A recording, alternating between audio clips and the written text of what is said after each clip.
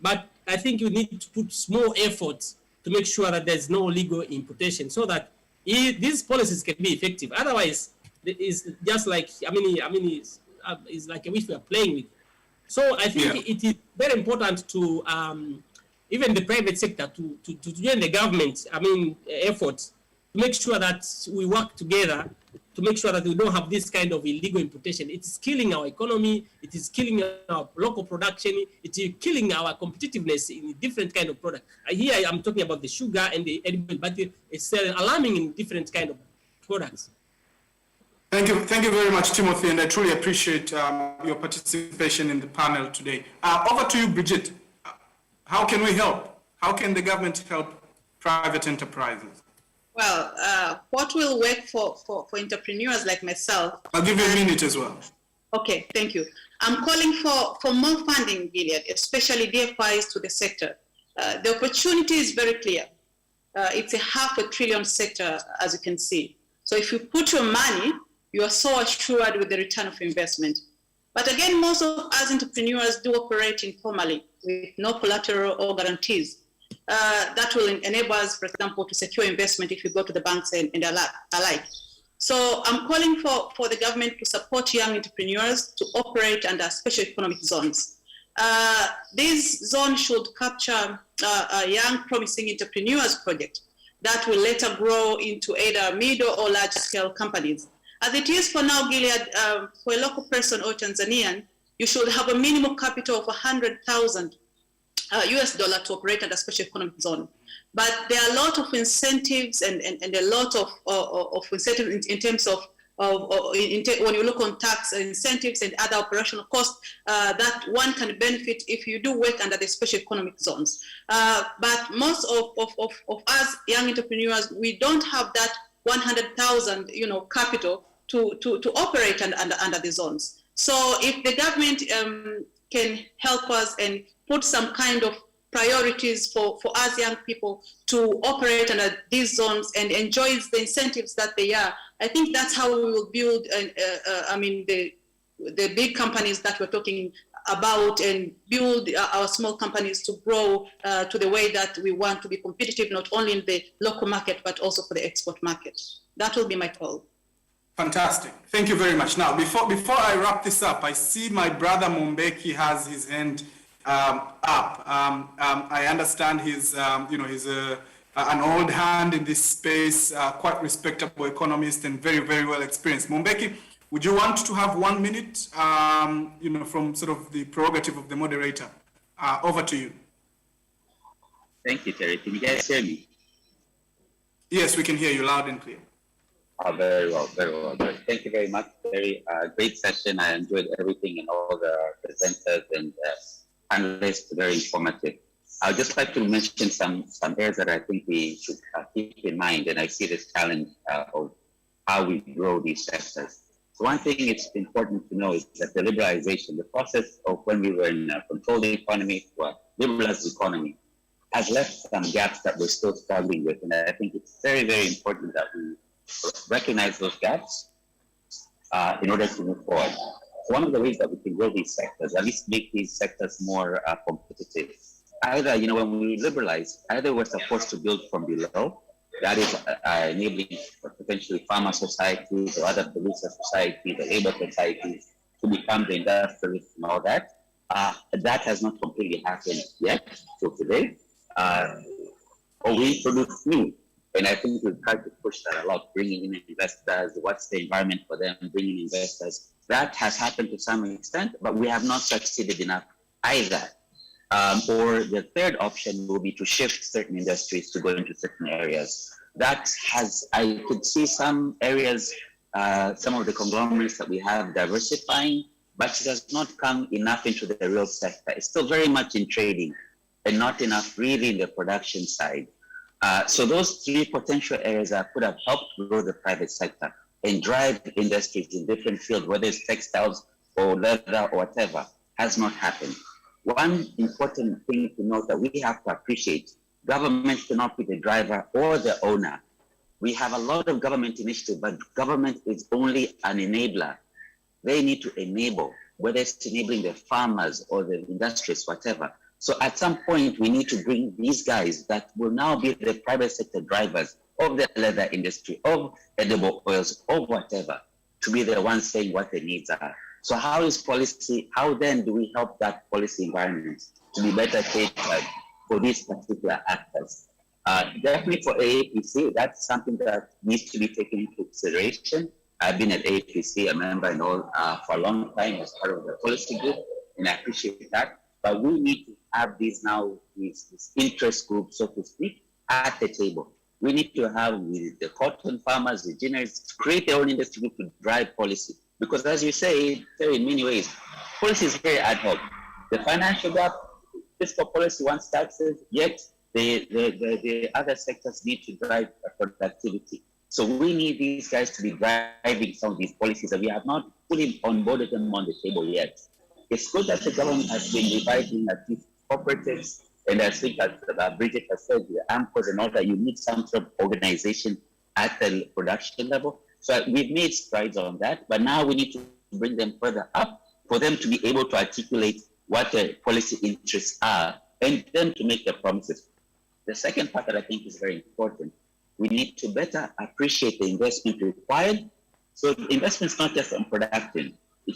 As we all know, the ministry can focus on new seeds, but then there's no uptake in storage, there's no manufacturing, markets are a problem.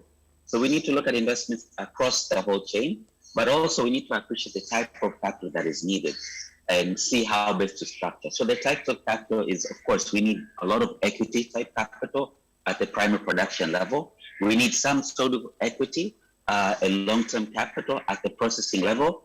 And we have lots of trade finance. The CRDBs and the NNBs and the NBCs, my friend, they all do just trade finance. It's just short-term capital to help you buy whatever, or to probably just get you some seeds at 6 months you're ready to pay. Trade finance is there. So we need to bring those new actors or new banks or new institutions to go out there to provide that equity and long-term finance. So I think that we need to look at.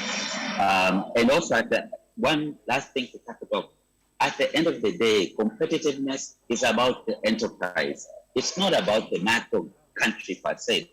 That's how it's reflected at the end of the day, but it's about making our enterprises more competitive. So those are the strategies that I would recommend for APC to onboard and to see how then we grow these enterprises, be it micro or macro, so that then these questions of leather is there, the animals are there, but something is not picking up. We move away from those and say, where did they get stuck? Thank you.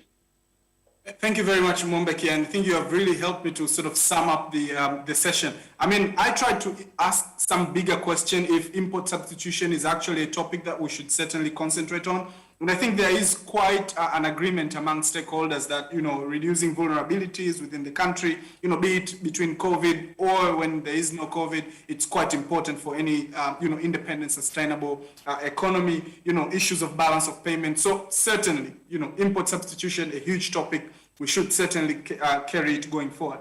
But some key takeaways that we certainly should focus on boosting domestic demand, you know, addressing productivity is certainly an issue. Business environment and predictability of policy has really come across quite all along.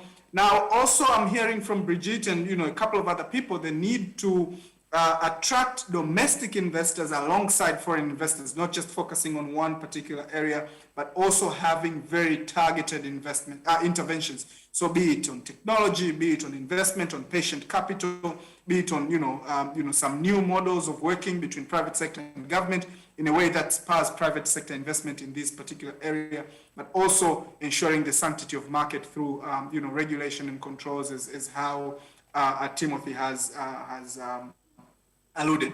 On that note, back to you, Professor Ngowe, and I truly appreciate everyone, presenters and moderators in this session and everyone else for listening. Thank you very much. Thank you. Thank you so much, Terry, and all the presenters and panelists. Very well done. And we have kept time very well, relatively. So we you know, we'll be moving to the next theme, unless there are some questions from here, some comments, and then we move to the next theme because lunch will be served around 1, so we still have some time. if there is any burning question from me, otherwise we move to the next presentation.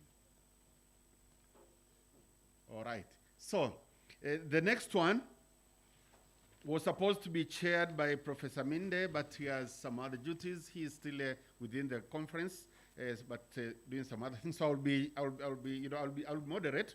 And we have two presenters here. I think they're physically present here. Are we having Dr. Firmin? Dr. Mlizambo, please. You're here? Please.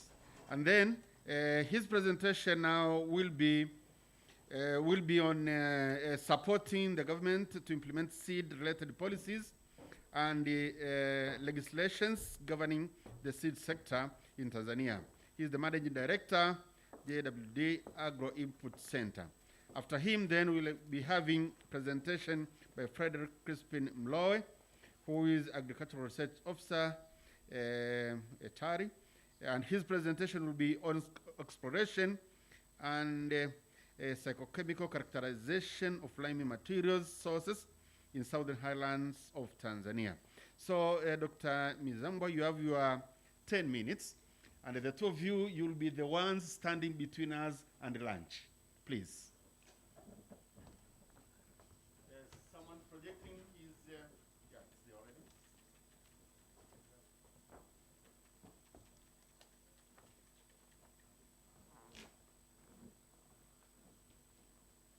Thank you very much, Mr. Moderator, for inviting us to share what we have in supporting the government in implementing seed-related policies and regulations. Are you moving for me, or shall I use this gadget?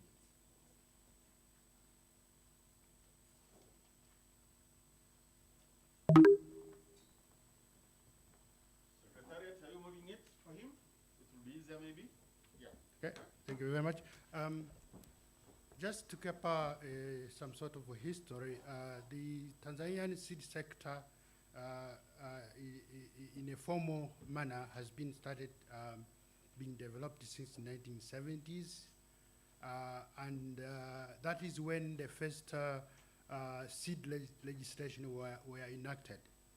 And since then, really there is quite tremendous development in developing in putting the legal framework for the seed sector.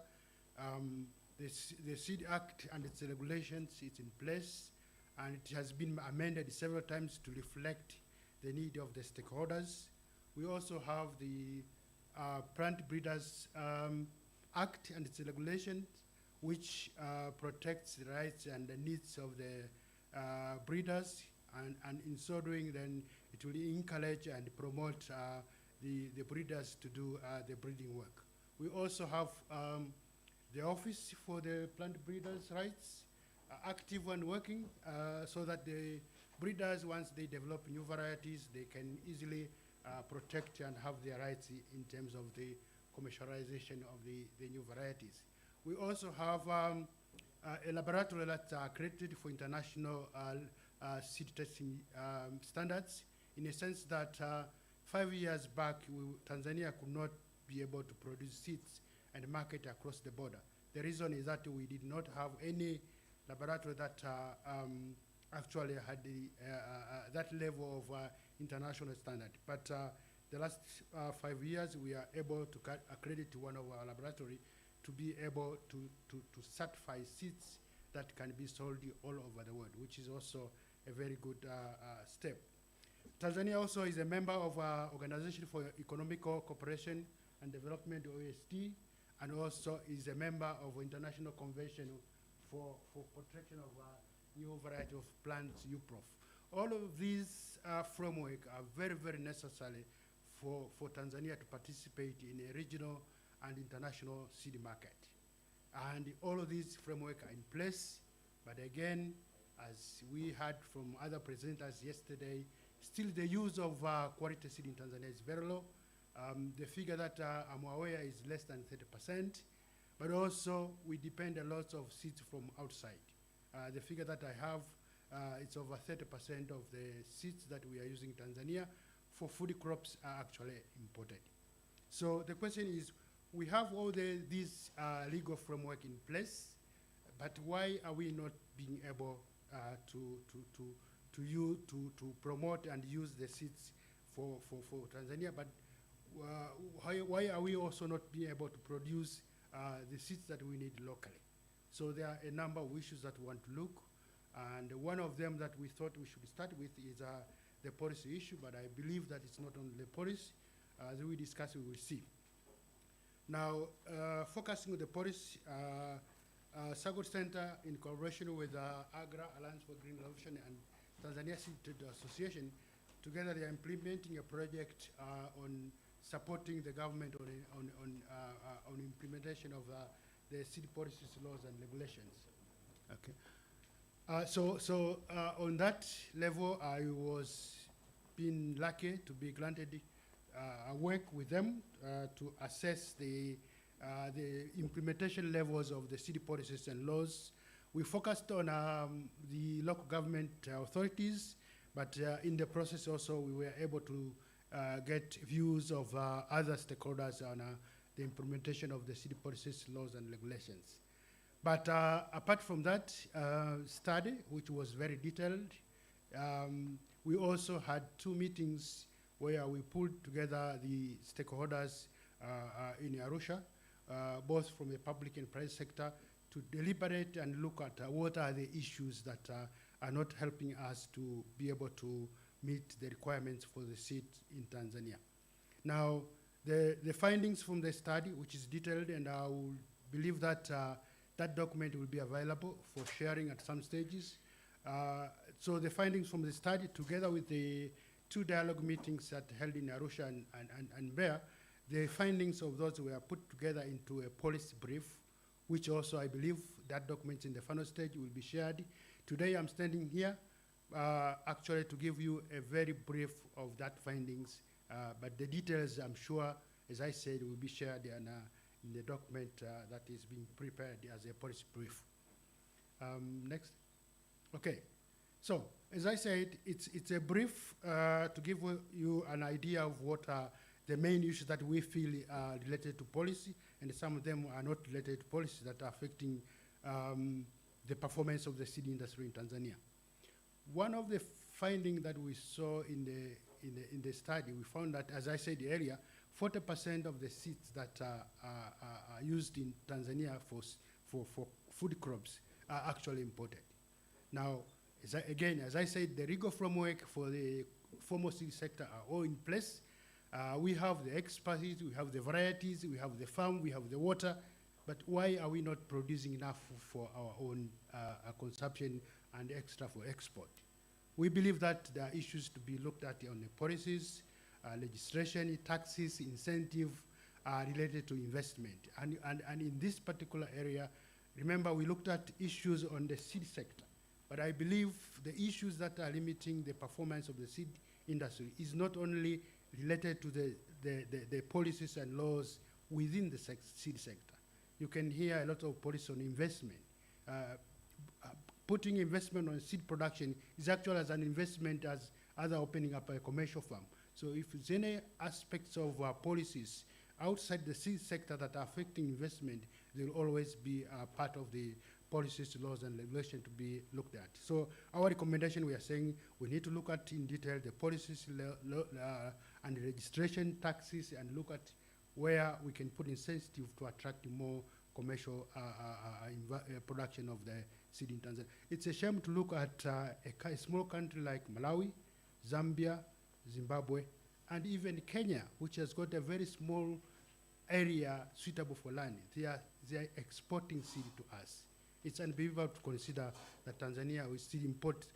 And recently, Rwanda is coming up, and I believe if we're not careful, even Rwanda will import seed to us if we don't look at those in detail. The other aspects that we found in the study is the multiplicity of regulatory agencies, and this thing has been mentioned by almost 3-4 presenters today. There are so many regulatory agencies regulating the seed sector. I'll give an example. To bring a container of seed from outside, if you get at the border, you have a minimum of 3 government institutions are coming to regulate you. You have the TPRI coming in, you have atomic energy coming in, you have TRI coming in. And unfortunately, these guys, today, TPRI are coming to inspect the container, you close it.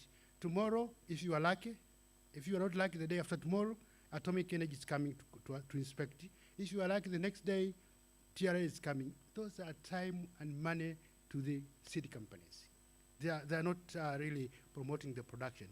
Not only that, if somebody wants to put up a shop, it's a simple agro shop in the village to sell agriculture and livestock product, he needs to visit 6 offices to get permits to do that.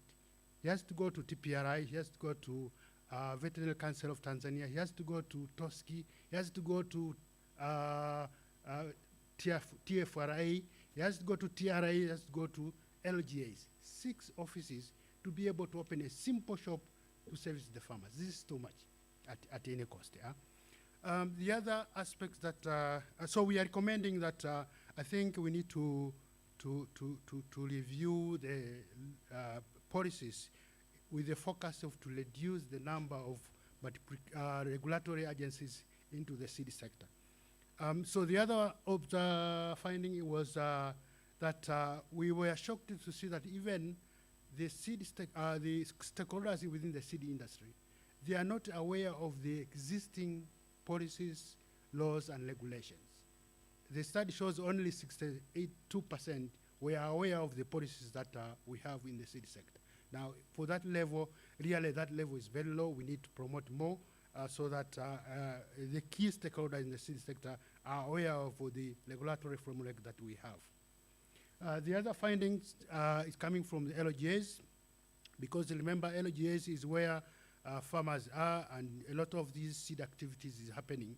We wanted to see their commitment on supporting the seed sector.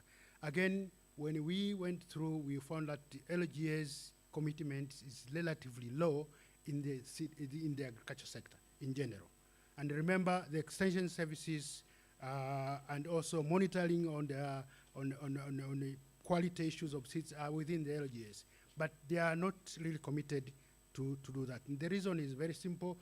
LGAs tend to respond to issues which are political. If there are any sector that is political, you see them rushing and getting into that. So you see them rushing on education, health, infrastructure. But commitment on agriculture is very, very low in that. So we are saying that I think we need to sensitize the LGAs to consider agriculture as one of their source of income, I believe, because they are collecting revenue out of that, so that they can also invest money for developing the sector. The other observation is inadequate enforcement of and implementation of the existing laws and regulations. We know that, for example, on seed, TOSCI is the one which is really taking charge of the enforcement of the laws. But again, the capacity of those regulatory agencies is low. So we are suggesting that I think we need to strengthen the capacity of the regulatory agencies so that they do their work. But also, the seed regulation provides for authorization of any individual, whether it's public or private, to help on inspection and certification of seed. So we are also promoting TOSCI. We are asking TOSCI and other relevant public and private institutes that are capable to help the being authorized to do the inspection of seed. That will also help to increase the capacity of TOSCI on the regulatory matters of seeds. Next. Okay. The other observations is there are also a lot of seed-related legislation which are not finished. Remember, for example, we don't have any legislation governing genetic resources. We don't have a law that allows the variety that is developed in Tanzania can be materially transferred to another country. Which means if a variety is developed in Tanzania and it's smuggled to Kenya, it's very difficult to identify because we don't have a law that is allowing us to to do so. Okay, so what we are saying, we need to do those unfinished policies so that they all contribute to the final end of ensuring that we have a vibrant seed sector. Okay, there are a number of them. Some of them I can mention. They are not related to policies. Extension services. You know, we all know that we are not doing well on extension services. The reason is that one, it's not probably placed where it's supposed to be, and two, it's not supported enough in terms of resources to do that. So what we are saying, and this is not from us, it's actually from the survey, that the extension services to be under the LGAs, and the parent ministry dealing with agriculture is the Ministry of Agriculture. It's something that like misplaced. The Ministry of Agriculture do not have much hand to control the extension services. But when it's not working, the blame goes to the Ministry of Agriculture. Our suggestion here, we need to look at the possibility of restructuring the extension service with the focus of maybe the ministry has to come in under probably an independent institution under the Ministry of Agriculture. Okay, so I'm warned the time is not enough. Can you go for next, because we have a number of them to go through. But as I said, the document will be available that we can share, so that if we don't cover them, we can always have those from the document.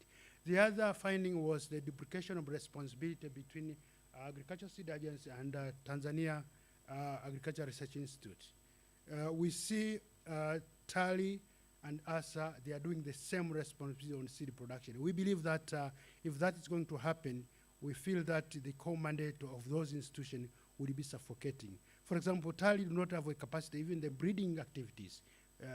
We are just asking, where do we get the sources to start focusing on seed production? Why can ASA be facilitated to be the only institution within the ministry producing seeds and leave TALI to do with the breeding activities?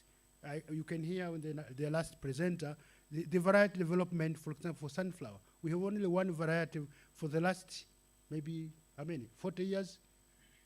Record was released in 1970s. Until today, it's the only public variety that is in the market. So why should TALI move to seed production instead of concentrating on the core mandate of research so that they can breed more varieties? The other aspects, we know we have an institution like TASTA, Tanzania Seed Association, which is our arm, which is for the seed companies' voice with the government. But again, the study showed that the capacity for TASTA to do the advocacy and the support of the seed industry is very low. So we think that ways has to be done to ensure that the capacity of TASTA is increased to be able to be a voice of the seed industry. Next. Next slide. The other ones are just, I can only mention limited availability of information for the available public variety to be licensed. TALI has got a list of varieties that they want to license, but the seed company cannot access those information. What we are proposing that, I think with the online services, they could always put that variety available for licensing online. One very important one, which I will really spend now to explain, is a lack of protocol for certifying planting material from the tree crops. Yesterday, we had a very good presentation, and we saw a very good potential for avocado, mangoes, and whatever. If we don't have a protocol for ensuring that the varieties that we are going to the market is the variety that are needed, we may easily end up with losing that market. Avocado, mangoes, they are variety sensitive, they are quality sensitive. The market demands variety. But again, in the process of producing the planting material, there is no control. At the end of the day, we may end up with having varieties that the market does not need. And it's only one consignment you send to the supplier. If they don't meet the market, we lose that market right away. So we are saying TOSCI should work up and find a way of developing protocols of certifying the planting materials for fruit crops. That will be very, very important to make sure we can sustain the the market that we have. Next. If I say finalize, don't say next. That's the final slide. So what we are saying, we have, Tanzania has quite a lot of, is one of the country which has got a rigor framework, strong rigor framework for the seed sector. But yet, as we said, and we saw all the discussion, we were unable to use those rigor framework to be able to produce enough for the country. So we believe that the aspects that we highlighted in this study, if we look at them and concentrate on resolving them, we could put up Tanzania at a position where we can be a hub for seed production for supplying in the EAC and SADC region. Thank you very much.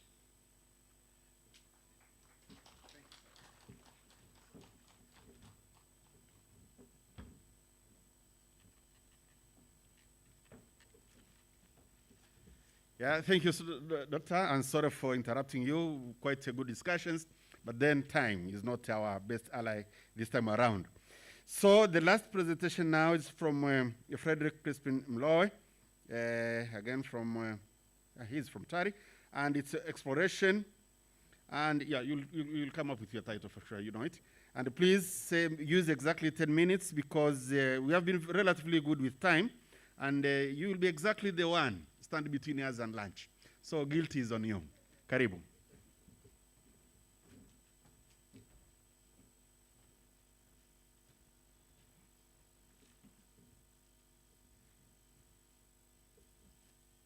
Yeah, you can roll on the slide.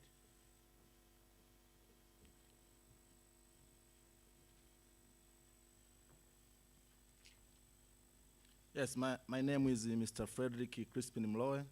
I'm from TALI, Tanzania Research Institute, centered at the Southern Zone in Mbeya. I'm a soil scientist. Maybe before I chip into the title, that is the exploration of liming materials sources in southern zones. We're looking at the chemical and the physical characterization of it so that we can determine the quality, which material is best to be used in our field, specifically to our farmer. Let me tell one thing, that why do we chip into the liming? One important thing is, someone can ask you, why liming in southern zones? Or why liming in Tanzania? In our cropping lands, in our cropping fields, it's about 14.3% of our cropping fields is in infections or is affected by toxicity. That means it's under acidic in nature. Therefore, that 14.3% gives you about 4.7 million hectares that is under acidity, whether it's extremely acidity, strong acidity, or acidity. Now, what does acid do for crops? Whenever you apply fertilizer, the uptake cannot be at optimal. That's why we're chipping into this to find out the solutions, how we can find these amendments, that is liming, to protect our soils, to treat our soils, to come into optimal utilization of fertilizer. It's where now we can talk about productivity. Our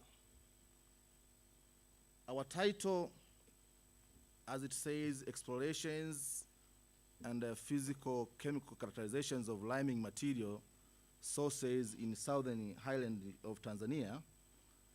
This comes after getting the huge demand of liming, while the sources where we can get these materials, we were not there in the southern. So we tried to explore in five regions in southern, and to look where we can get the materials. We started a survey at Iringa, looking where we can get the materials, coming in Mbeya, going down to Songea, then back to Songwe, and then part of Njombe. Next. The main objective was to find out how can ameliorate this problem of acidic soils toward enhancing the agricultural productivity in those southern regions.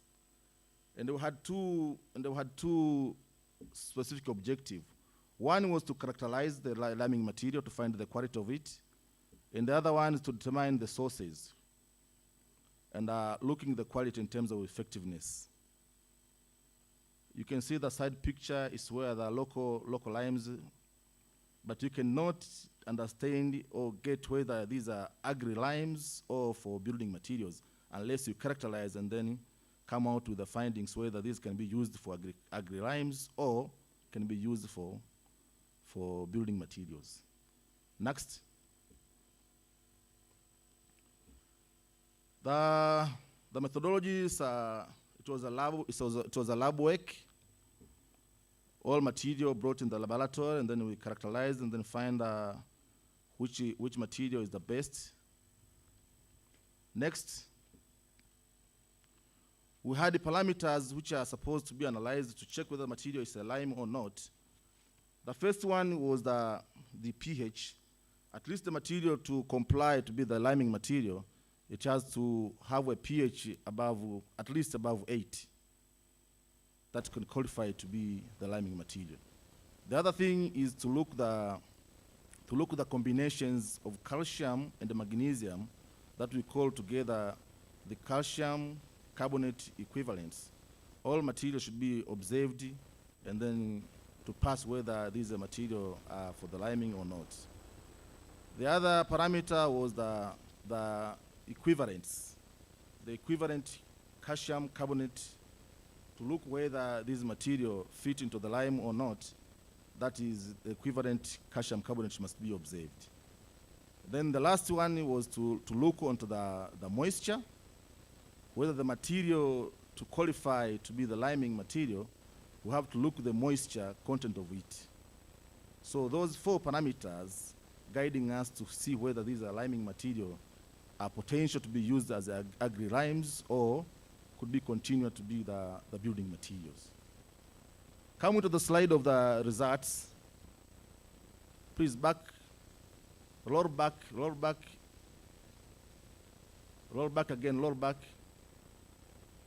the slide, yes. This table is the key of our findings. By observing those parameters I've mentioned on the methodology, you can find that if the material in the first column qualify to be the liming material, it has to acquire above 50%. If the material qualify on the calcium carbonate equivalent to be above 50%, that could be qualified to be the liming material. Then the second one, it was the total fineness. Total fineness, that means the material, if it's heated, and then you make it to sieve, you find it passing into the sieve meter, that is the measure, of 5 millimeter and below. That could be qualified to be the material for the liming, and it should qualify for 70% and above.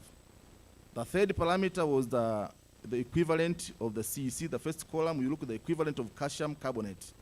That's the buffering material. It has to go above 50% also. And then the fourth and the fifth, it was the combinations of calcium and magnesiums. Because the liming materials, what does the liming is whether the calcium or magnesium. The combination of those two, it should have a higher percentage in that material, whether it's a dolomite or calcitic, it should have above 50% also. That table gives us the results on the findings and makes us to conclude and looking which material is the best from what sources.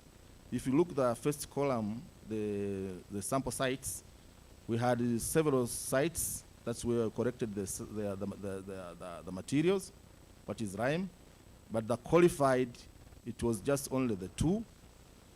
One, it was at Nanyara in Songwe region in Mbeya, that qualified to be the liming materials. And other findings, it was at Songea, where the material also qualified to be the liming. At Songea, it is the Mtiangimbole. So these two sites with its material qualified to be the liming materials instead of the building materials. Next. So our findings comes into the end that the two sources of these materials at Songwe and Songea qualified to be the liming sources. And then now the private sectors or any can chip in into excavating, grinding it, sieving it, packing it, and then make a business.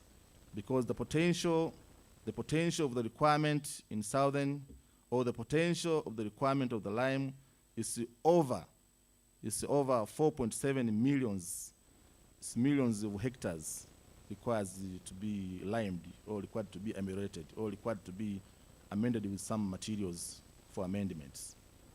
Let me tell you another thing, that in some crops that respond into liming, the yield increase, for instance, in the maize. So if you apply the lime, the productivity goes for above the produce. You can get 14% up to 25% the increase of yield compared to the places where you haven't even applied the lime. Now you can see the role and the importance of lime on buffering our soils and then coming up into the good yield. And this could be the treatment of the discussion of yesterday on nutritional issues. Most of the blended fertilizers has got so many micronutrients that is required in our human bodies, especially on the nutritional aspect. But the plant can fail to absorb from the soils because there's some hindrance factors, such as an acidic, where even though you can apply into the soil, then the plant can fail to absorb it. And then you get the produce having low quality on those nutritional aspects. As a result, we are suffering. Maybe that could be one of the factors why we are now speaking about the fortifications of maybe the maize or whatever. This could be one of the cause on this. Now, the other thing that have been linked into this is, what are we going to do to tackle this issue? We have another project that addressed the guiding acid soils management investment in Africa. This is consortium projects involving Kenya, Rwanda, Ethiopia, and our Tanzania. The TARI is a leading institution onto this. Now the major role of this is just to rehabilitate the acidic soils. How do you rehabilitate the acidic soils? It's the applications of liming. It's applications of amended materials. Can be the liming, can be the biochars, can be the compost, or whatever. But the major and the key available resources materials is the liming materials could do better. Next. Through this project, the liming material from various sources, including at the Songwe and Mbeya, plus the previous materials from Dodoma. Currently, we are using the material from Dodoma, having a good quality of lime, about 97% of calcium. That could be guiding together with this liming material from these two sources. We will introduce into the different sites at Songwe in Mbeya and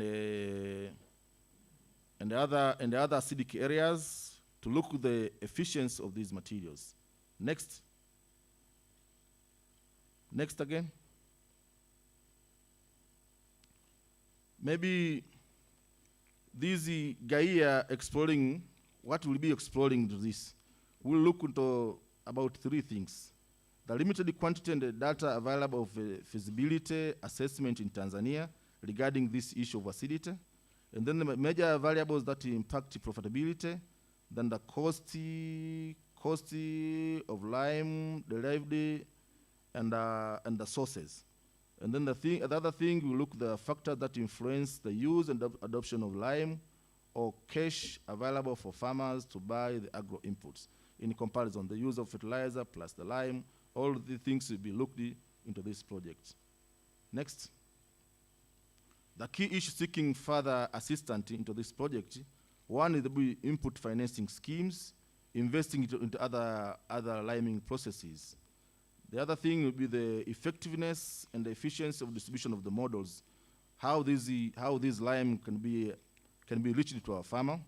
The other thing is the input subsidy scheme. We request that to be entered into a subsidy scheme so that to make easily available and cheap to our farmer. And then the other thing will be looked into the more awareness on rising into this. This is a new thing. Our farmers are not so much aware into these liming issues. And then the last one will be the reviewing of other undocumented of lime deposit.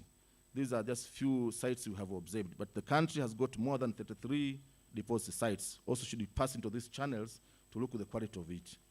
Thank you for the listening.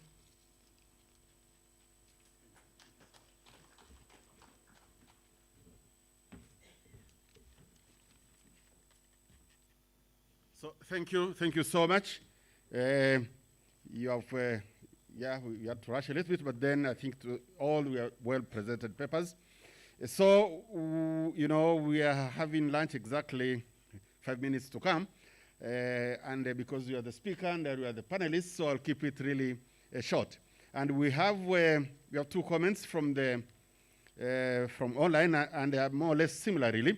The first one is around from Shainul.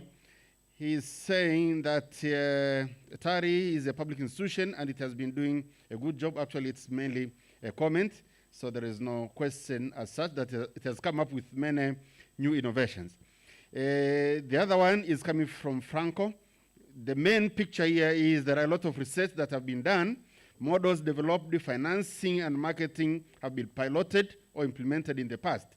So what is needed now is to upscale and pilot these things and take them to the field. And then, of course, they acknowledge the role of improving business environment. I've been talking on this from the morning, so I won't really take more time here. Now, due to time that we are having, and of course, the good thing is you are the presenters and panelists, let me ask you only a question each. Dr. Mizamwa, you have been talking about supporting government to implement seed-related policies and the legislations governing the seed sector. So really, I would ask you again to again recall what I've been saying. Yeah, what are the issues when it comes to implementation? In various contexts, really, we have been told, really, if policies, legal policy, regulatory frameworks are not issues, plans are not issues, what have been mainly issues, it's implementation. Now, in this space, in this context, what are the issues now when it comes to implementing all that we know have to be implemented in the seed space, and what should be the solution? How do we fix what is broken? Once we are done, then I'll ask my friend Mloe his own question. Karibu. Yeah, thank you very much. I think the question is really very sensitive. As I said, implementation, there are issues on that. But remember, investment on the seed sector is not only governed by the seed policies, laws and regulations within the seed sector. There are cross-cutting policies that are also affecting the seed sector. So the one that we covered today, those ones belongs to the seed sector, and we see a number of issues on implementation. One of them, as I said, for example, the capacity for the local, the local government authorities on enforcing and the implementation of CITES is very low because of the lack of commitment of the leadership for the LGAs to facilitate the extension services department, which is also the ones that are dealing with the implementation. So in that particular areas, we have a lot of issues on poor quality seeds, which discourages farmer from using the seeds that we sell. They are of the good quality. Remember, if a farmer is buying a pack of seed with the expectation that if he plants or she plants, she will have higher yields. But if that seed is not the one that we are expecting because it was faked, then the farmer will be discouraged to get into that venture again. That's why we have low use of the use of the improved seeds. Again, you see the usage as a whole is only 30%. And the reason behind is that the farmers are not all aware of the importance of using the improved varieties. The reason is that we have very weak extension services, which we were expecting. They are the ones that will help to educate the farmers on how to implement the best practices so that the potential that it has, that new variety, that improved variety can be achieved. When it's improved variety, does not mean that if you plant without fertilizer, without proper agronomic practice, you harvest. So when we come to implementation, those are areas which we need to fix in so that we can ensure that farmer will be motivated to use the technology because they are making money out of it. The other aspect is, as I said, the issue of multiplicity of regulations. It is a cost to the implementers. The seed companies are getting a lot of cost because of the time they are spending to be able to be regulated and the cost they are putting on that. But again, I said we need to look at issues of investment. Investment is not only in the seed sector, but also in other sectors. If you look at the presentation yesterday, everybody is talking about potential of Tanzania having a lot of land, potential of Tanzania producing a lot of maize, but is selling less than Uganda, potential of Tanzania having a lot of land for irrigation, but we are irrigating less. The day before yesterday, we had a presentation talking about Sudan irrigating around 400,000 hectares of land, but producing 4 times the volume we are producing in Tanzania. It is because of the policies that we have in investment. We need to fix that so that we can promote more commercial investment to come and invest in Tanzania. Thank you. Thank you so much, Doctor. I'll pose a question. Is this working? Is this working? Yeah. So I'll pose a question to you, Mloe, and then I'll open for the few minutes that are remaining. Yes, you have come with this finding on liming issue.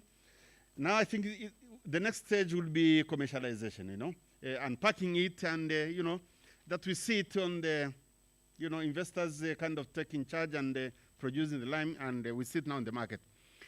What are you doing? Is it your responsibility now, or is your responsibility just researching, and then issues of commercialization, someone else's responsibility? Where do you move from the findings now? Are they going to decay in the books in the library?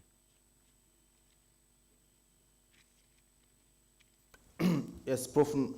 The moderator is our take now from these findings, send back to various stakeholders so that they can dance on this opportunity on the issue of excavating it, packing it. Our role is just to lead them that the market is where.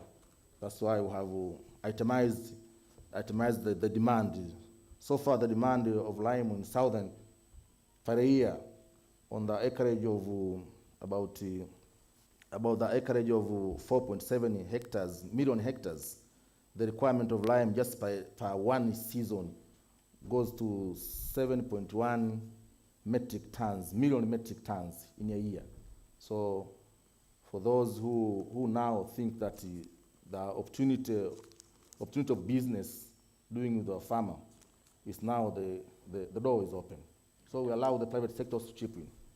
Okay, thank you. Now let me open to the public, the audience. Anybody with a question, comment? We have some 12 minutes or so, so we could. Tuanze na mama pale, and then we'll come to the... Tuanze na mama, yuko nyuma yako pale? Yeah, yes.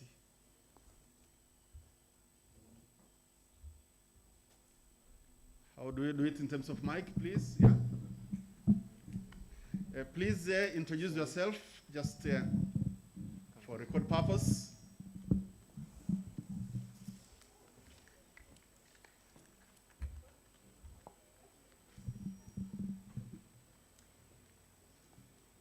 Good afternoon. My name is Maria Ijumba. I'm from the Sagot Center. I would like to comment on the question you just posed about commercialization.